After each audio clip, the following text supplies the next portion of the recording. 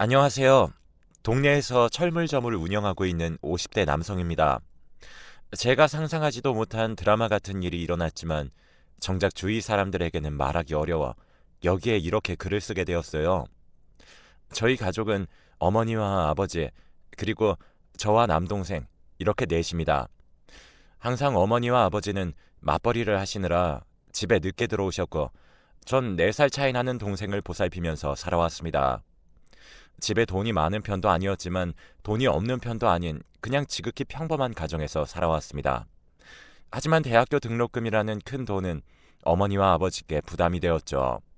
저는 그런 부담을 드리기 싫어서 저는 대학을 나오지 않고 바로 사회에 뛰어들었습니다. 기계와 관련된 중소기업에 들어가서 동생만큼이라도 무조건 원하는 대학교를 보내자라는 마음으로 어머니와 아버지가 모으시는 돈에 조금씩 보태면서 살아왔습니다. 그 결과 남동생은 변호사가 하고 싶다면서 법학과에 진학을 하게 되었고 아주 자랑스럽고 멋진 변호사가 되었습니다. 돈 때문에 대학교를 못 간 것이 조금은 후회가 되었지만 그냥 동생에게 대리만족을 느끼면서 살아왔습니다. 그렇게 일상을 반복하던 도중 TV 프로그램에 낚시 관련한 프로그램이 나오길래 그걸 보게 되었고 제게 그날부터 낚시는 취미가 되어버렸어요. 30대였지만 그때부터 낚시를 즐겨 했어요. 바다나 강을 많이 찾아다녔습니다. 낮에는 워낙 사람이 많다 보니 쉬는 날 새벽에 바다로 향했죠. 사람이 없을 줄 알았지만 저와 비슷하게 생각하는 사람들도 몇몇 있었습니다. 도착한 바다에는 저랑 나이가 비슷해 보이는 남자 한 명과 제 자리에서 왼쪽으로 조금 떨어져 낚시하고 있는 여자가 있었습니다. 그렇게 한두 시간을 물고기의 입질을 기대하면서 낚시를 계속하고 있던 중에 왼쪽에 있던 여자가 물고기를 잡았습니다. 그런데 물고기가 내는 힘에 비해 그 여성분이 휘청거리고 있더라고요. 당장 도와주지 않으면 바다로 빠질 것 같다는 생각이 들었고 위험을 감지한 저는 그냥 차라리 도와주지 않고 후회하지 말고 도와주고 욕을 먹겠다는 생각으로 그 여성분을 도와줬고 말 그대로 정말 월척을 건져냈습니다. 도와주셔서 정말 감사해요. 안 그래도 사람이 없어서 큰일 나면 어떡하나 했는데 감사합니다. 혹시 다음 주에도 나오시면 저랑 같이 제 낚시용품 매장 가서 물건들 좀 보실래요? 뭐 필요한 거 있으시면 제가 드릴게요. 알고 보니 그 여성분은 낚시용품 매장의 사장이었습니다. 낚시하는 여자를 보기가 굉장히 드문데 되게 신기한 일이라고 생각했죠. 그 일을 기점으로 여성분과 인연이 닿았고 결혼을 해서 아내가 되었습니다. 저의 말은 뭐든지 다 들어주고 항상 배려심 많고 친절한 아내와의 결혼은 꽃길만 계속될 거라고 생각을 했지만 저의 크나큰 착각이었습니다. 결혼을 하기 전에 서로의 가족들이 모여서 상견례를 하는 자리에서 별로 수줍음이 없던 아내가 제 동생 앞에서 이상하게 수줍어하는 것을 보고 그냥 제 동생을 처음 봐서 낯을 가리는 거겠지라고 생각했어요. 그렇게 결혼 생활이 시작되었고 명절이 되었습니다. 그런데 저희 부모님 댁에 가는 날이면 아내가 항상 화장을 진하게 하더라고요. 평소에 화장을 잘 하지 않는 아내가 무슨 바람이 불었길래 왜 화장을 하는지 저는 궁금했습니다. 여보, 명절인데 뭐 누구한테 잘 보일 사람 있어? 화장은 왜 하고 가는 거야? 아내는 저에게 평소에 화장을 잘 안 하고 다니니까 이렇게 초췌한 얼굴로 어머님이랑 아버님 뵙기는 좀 그렇잖아. 명절인데. 그러니까 조금이라도 예뻐 보이고 생기 있게 보이려고 화장하는 거야. 라고 대답했습니다. 아내의 말이 맞다고 생각을 했던 저는 그냥 아무렇지 않게 넘겼습니다. 그런데 곰곰이 생각을 해보니 상견례를 할 때도 화장을 그렇게 하던 사람이 아니었고 신혼여행을 갔다 온 후에 어머니와 아버지의 댁에 방문했을 때도 화장을 하지 않았던 아내였습니다. 하지만 아내가 하고 싶어하는 화장에 뭐라고 그러는 것은 제가 너무 선을 넘는 것이란 생각이 들었기에 그냥 그러려니 지냈습니다. 명절에 다 같이 모여서 이야기도 하면서 놀고 있던 중 저는 아내가 보이지 않아서 전화를 걸었습니다. 작은 방에서 아내의 휴대폰 벨소리가 울렸습니다. 작은 방에 들어가 보니 저의 동생과 단둘이 이야기를 하고 있더라고요. 무슨 일이냐고 물어보는 제 말에 동생은 눈도 마주치지 않고 급히 거실로 나가고 아내는 도련님한테 용돈 좀 드리고 소개팅할 생각 없냐고 물어봤어. 라고 이야기를 하더라고요. 그런데 아내는 아무렇지 않게 이야기를 하는데 동생의 태도는 이상하게 느껴졌어요. 그래서 저는 동생에게 다가가서 말을 걸었습니다. 야, 최영호, 너 뭐 나한테 서운한 거 있어? 아니면 나한테 뭐 숨기고 있는 거라도 있냐? 그러자 동생은 저에게 아무 일 없는데? 오늘 좀 머리도 아프고 컨디션도 안 좋아. 라고 이야기를 했습니다. 변호사의 직업 특성상 매일 문서만 보고 읽는 직업이다 보니 정작 쉬는 날에도 제대로 쉬지 못하는 것이 보기 안쓰러웠어요. 그런 동생에게 어떻게 조금이라도 위로가 되었으면 좋겠다는 생각에 주말에 같이 사우나라도 가서 땀 쫙 뺄래? 라고 말을 했지만 동생은 그럴 시간에 사건이라도 하나 더 해결을 해야 한다며 거절을 했습니다. 동생이 저러다가 몸이 상할까 걱정이 되었어요. 저는 아내에게 주말에 우리 용호집 좀 가서 뭐 정리 안 된 거 있으면 정리 좀 해주고 반찬이나 이것저것 만들어서 가져다 주러 갈래? 용호가 워낙 기운이 없어서 삼계탕 같은 보양식도 저녁에 먹이고 오는 건 어떨까? 라고 이야기하자 천사 같은 아내는 흔쾌히 좋다고 이야기를 했습니다. 그렇게 약속된 주말이 되었고 아내와 함께 동생의 집으로 향했습니다. 역시나 쉬는 날인데도 불구하고 출근을 한 동생은 집에 없었습니다. 아내와 저는 반찬을 냉장고에 넣고 빨래와 설거지 등등 밀린 집안일들을 이것저것 해주며 집안을 청소해 주었습니다. 동생이 퇴근하는 시간에 맞춰서 삼계탕을 끓여주려고 하는 아내를 저도 두 팔 걷고 도와주었습니다. 그러던 중 오랜만에 집안일을 도와서 그랬던 것인지 칼에 손을 베어버렸습니다. 그렇게 피가 많이 났던 것은 아니었지만 아내는 곧바로 응급처치를 해야 한다고 놀래더라고요. 그런데 분명히 제가 알기로는 아내가 저희 동생 집을 오는 것은 이번이 처음인데 소독약과 밴드를 서랍에서 아주 능숙하게 꺼내는 것이었습니다. 상처가 따가웠던 터라 아내가 능숙하게 꺼내는 것에 대해 별 신경이 쓰이지 않았지만 음식을 다 만든 후에 갑자기 생각이 나서 동생을 기다리는 동안에 아내에게 물었어요. 어떻게 거기에 구급상자가 있는지 알았냐고요. 그러자 아내는 저에게 저번에 당신 출근했을 때 어머니가 갑자기 나 쉬는 날에 연락 오셔서 도련님 집에 잠깐 가서 청소랑 이것저것 좀 해주자고 말씀하셔서 어머니랑 같이 온 적 있었어. 이때부터 조금이라도 의심을 해야 했지만 하지 않은 저의 잘못이 컸을까요? 전 그렇구나 하고 또 넘어갔습니다. 아내의 말을 전적으로 다 믿었습니다. 제가 사랑하는 사람이니까요. 그러던 어느 날 저희 동생이 갑자기 출근길에 교통사고를 당하는 일이 생겼습니다. 그런데 교통사고가 조금은 크게 나는 바람에 응급수술로 모자라서 입원까지 해야 하는 상황이었죠. 소식을 들은 저와 아내는 병원에서 가까웠기에 바로 왔지만 부모님은 1시간 정도 걸리는 곳에 있었어요.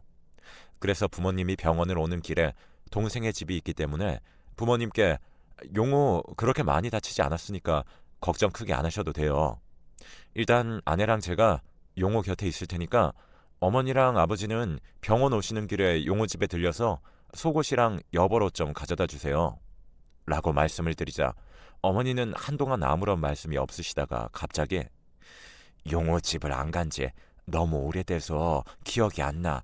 맨 처음에 집 구할 때 짐을 옮겨주러 간 게 마지막이었어. 그게 벌써 8년 전이네. 어딘지 주소랑 집 비밀번호 알려주면 다녀올게. 이렇게 말씀을 하셨습니다. 그런데 갑자기 아내가 저에게 했던 말이 떠올랐어요. 시간상으로 따지면 8년 전에 아내를 만나지 않았기 때문에 아내와 어머니는 같이 용호의 집으로 갈 수 없는 상황이었습니다. 그때부터 저는 아내가 저에게 거짓말을 했다는 사실을 눈치챘고 아내를 향한 의심이 점점 짙어지고 있었습니다. 동생의 형이자 남편인 저에게까지 거짓말을 치면서까지 도련님을 만날 이유가 뭐가 있나 궁금했지만 오히려 알게 되면 상처를 받을까봐 걱정이 앞섰던 저는 그냥 아내가 다음부터 거짓말을 안 하겠지 하며 아니란 생각으로 쭉 지내왔습니다. 그렇게 남동생 옆에서 누구보다 열심히 간호를 한 아내 덕분에 동생은 예상보다 일찍 퇴원을 하게 되었습니다. 그렇게 또 일상을 보내던 도중에 어머니와 아버지와 같이 여행을 가자고 제안을 했습니다. 아내도 같이 가면 좋을 것 같아서 아내에게 이야기를 했더니 내가 운영하는 용품장 운영 안 하면 할 사람이 없어. 알바생한테 맡기자니 알바생 쓸 돈도 없거든. 나는 괜찮으니까 어머님이랑 아버님이랑 조심히 다녀와. 낚시는 좋아하지만 여행은 그닥 좋아하지 않던 아내의 대답이 조금은 실망스러웠지만 아내의 말이 사실이기 때문에 그냥 아쉬운 대로 부모님과 같이 셋이서 여행을 갔습니다.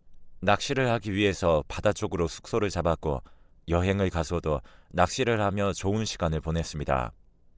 예정대로 3박 4일 동안 여행을 다녀오려고 했었는데 어머니가 새로운 환경에 조금 불편해하셨고 얼른 집으로 가길 원하셨습니다.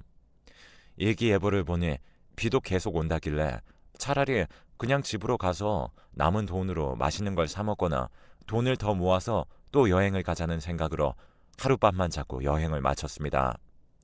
어머니와 아버지를 집에 데려다 드리고 오랜만에 아내와 분위기를 좀 잡아보겠다고 와인과 케이크를 사서 집에 들어갔습니다. 원래 같으면 현관에 나와서 저를 반겨야 되는 아내가 집에 없는 모양이었던지 되게 조용했습니다. 그런데 안방문을 열고 저는 드라마에서만 보던 일을 겪었습니다.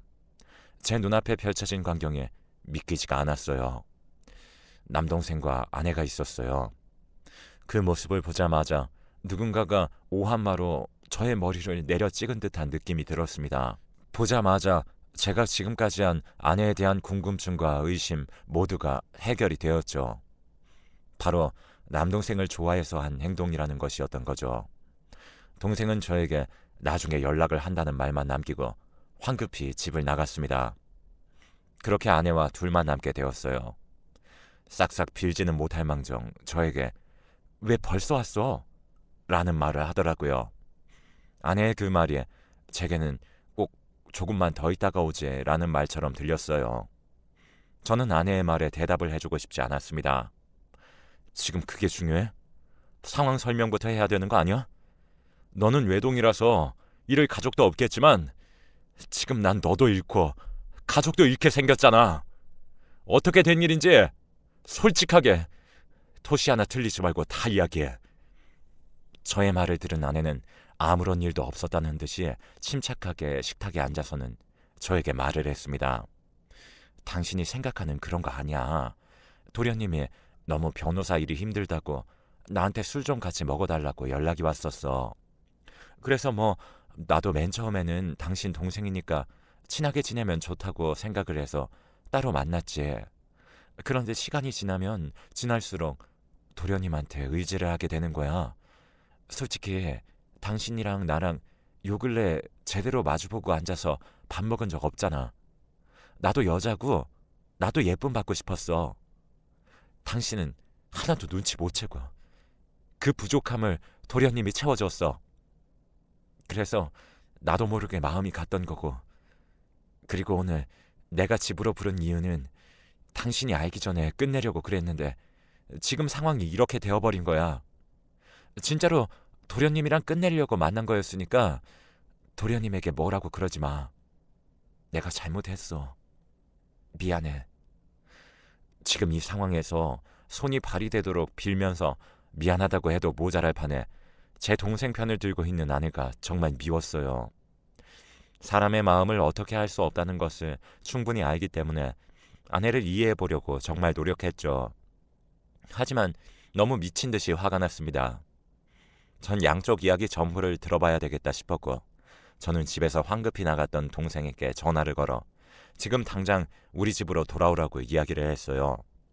동생은 당연히 거절했습니다. 하지만 제가 야, 내가 지금 너한테 부탁하는 것 같냐? 이 일에 대해서 부모님이랑 얘기할까? 아님 너 변호사 생활 쪽날래? 그러고 싶지 않으면 당장 이쪽으로 와. 알았어? 라고 소리를 쳤고 그 동생은 저희 집으로 다시 되돌아왔습니다. 동생과 아내를 나란히 앉힌 후에 동생에게 어떻게 된 일인지 네 입으로 설명하라고 그랬습니다. 내가 처음부터 그러면 안 되는 거 나도 아는데 형수 보고 첫눈에 반했고 형이 아내니까 그냥 친하게만 지내는 게 좋을 것 같다는 생각을 해서 한두 번씩 만나서 밥 먹고 술 먹고 그랬어. 그러다가 내 마음을 고백을 했더니 받아주지 않으셨어. 그런데 내가 계속 들이대니까 형수님이 오늘 마지막으로 만나고 정말로 끝이라고 이야기하시려고 나를 집으로 부른 거야. 그러다가 형이 들어온 거고. 오해하지 마. 그리고 형수님은 아무런 죄도 없어. 다 내 탓이야. 미안해, 형. 동생에게도 똑같이 자초지종에 대해 물어봤지만 저에게 미안하다고 말을 하면서 아내를 감싸는 것을 보니 오히려 제가 둘 사이에 방해물이 된 것 같았습니다. 결국 전 그 자리에서 아내에게 이혼하자고 했어요. 그제서야 아내는 눈물을 흘리며 저에게 미안하다고 앞으로 이럴 일 없다며 한 번만 더 믿어달라고 빌기 시작했습니다. 그래서 저는 오랜 고민 끝에 결국 아내의 말을 한 번만 더 믿기로 하고 동생과는 아무런 일도 없었던 것처럼 지내기로 했어요. 부모님께 이 사실을 알리게 되면 충격을 받으실 것을 알았기 때문에 그냥 우리끼리만 알고 덮고 넘어가기로 했죠. 그 후 아내의 태도는 점점 바뀌었어요. 전과는 다르게 친절하고 상냥하게 대하는 것이 보였고 저도 거기에 따라서 맞춰줬습니다. 그 일이 있고 난 후 6개월 뒤에 아내와 저 사이에는 아주 예쁜 딸이 하나 생겼습니다. 처음에는 동생의 딸이 아닌가 하면서 조금은 걱정했지만 친자 검사를 해보니 제 딸이 맞았어요. 그래서 딸만큼은 정말 아낌없는 사랑을 주면서 키워야겠다고 생각을 했죠. 그런데 딸을 낳고 나니 아내가 또 변하더라고요. 물론 여자는 출산을 겪고 난 후 산후 우울증이 생긴다는 이야기는 들었지만 아내에게 생길 줄은 몰랐었거든요. 그런데 아내에게 우울증이 있다고 느낀 지 별로 되지도 않아서 우울증이 완치된 것 같다는 느낌이 들었습니다. 도대체 어떤 변화가 생겼길래 그러지? 라는 생각이 절로 들었어요. 아내가 씻으러 간 사이에 혹시 하는 생각에 휴대폰을 몰래 봤습니다. 사실 친동생과 사랑하는 여자 사이에서 그런 일이 있었는데 아무리 덮고 지나간다고 하더라도 그 전부를 모두 다 잊고 산다는 것은 거짓말이겠죠. 아내의 휴대폰을 봤더니 아니나 다를까 설마 했었는데 제 동생과 대화를 주고받으며 애정 섞인 표현까지 섞여 있었습니다. 저는 그렇게 또 그들에게 속았고 아내가 씻고 나오자 아내에게 저는 화를 냈어요. 당신 돌았어? 당신이 내 동생이랑 그딴 짓을 했어도 내가 당신을 너무 사랑해서 미안하다는 당신 태도를 내가 마지막으로 믿고 넘어갔어. 그건 알아? 아무리 당신이랑 동생이 내게 머리 숙여 사과해도 그날 내가 봤던 장면이 정말 잊혀졌을 거라고 생각해? 나 이렇게는 못 살아. 계속 의심만 커져가는 나도 싫고 그리고 남편 동생과 붙어먹는 너도 이제 지긋지긋해. 당신이 내 동생이랑 어떤 짓거리를 하고 있는지 다 알고 있으니까 이혼해. 딸은 내가 키울 거고 당신에게 줄 위자료는 단 한 푼도 없어. 내가 모든 걸 걸고 넘어져서 이혼 소송을 걸까? 아니면 네가 맨몸으로 이 집에서 나갈래? 아내는 제 말에 당황을 한 것이 정말 티가 났어요. 그런데 오히려 아내는 제게 아니 갑자기 씻고 나왔는데 이혼을 하자니 무슨 소리야? 그리고 내 휴대폰은 대체 왜 본 거야? 당신이 딸을 혼자서 잘 키울 수 있을 거라고 생각해? 라며 오리발을 내밀더라고요. 저는 당신 이거 하나만 제대로 기억해. 당신은 내 인생을 송두리째 무너뜨린 사람이자 장본인이라는 걸. 제발 아무리 사람 마음대로 되지 않는 것이 있다고 한들 사람은 이성적인 동물이야. 그딴 마음도 절제 못하면 당신이 개 돼지랑 다를 게 뭐야? 그러니까 이혼해. 당장 내 눈앞에서 꺼져. 그제서야 아내는 무릎을 꿇고 미친 듯이 빌기 시작했습니다. 저는 아내의 면전에 대고 저번에 나한테 분명히 말했지. 2번 다시 이런 일 없게 하겠다고. 근데 진짜 당신 뭐야? 왜 그런 거냐고. 내가 아무렇지 않게 넘어가 주니 우스웠어? 내가 몇 번이나 계속 당할 줄 알았나 봐. 당신 같은 사람을 엄마로 둘 내 딸을 위해서라도 조용히 이혼하자. 양육비랑 위자료 다 준비해놔.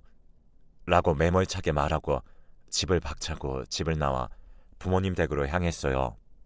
전 부모님께 지금까지 일어난 모든 일들을 말했고 부모님은 주저앉아 우셨습니다. 저는 동생에게도 전화를 걸어 내 젊음을 포기하고 네 뒷바라지한 대가가 고작 이거냐? 너랑 나랑은 이제 앞으로 볼 일 없었으면 좋겠다. 너 인생 그렇게 살지 마. 내가 너 하나 위해서 얼마나 많은 것들을 포기하고 희생했는데 고작 이것뿐인 게 기가 찬다. 눈앞에 나타나면 반 죽여버릴 거니까 내 눈에 띄지도 마. 라고 화를 냈습니다. 그 이후 저는 아내와 이혼을 했고 동생과 인연을 끊었습니다. 제 딸은 아주 예쁘고 바르게 자라 지금은 학교에서 장학금을 받으면서 제 자랑이 되어 주었어요. 제게 일어난 일을 바탕으로 여러분들께 꼭 하고 싶은 말이 있습니다. 사람을 고쳐 쓰려고 하지 마세요. 정말 사람은 고쳐서 쓰는 것이 아니고 한 번 실수를 저지른 사람은 두 번째부터는 실수가 아닌 고의라는 것을 아셨으면 좋겠습니다. 그리고 상처받는 것을 두려워하셔서 숨으려고만 하지 않았으면 좋겠습니다. 여러분들도 충분히 사랑받고 행복할 자격이 있으니까요. 저의 긴 글을 시간 내서 읽어주셔서 감사합니다. 여러분들도 항상 좋은 일들만 가득하길 바랄게요.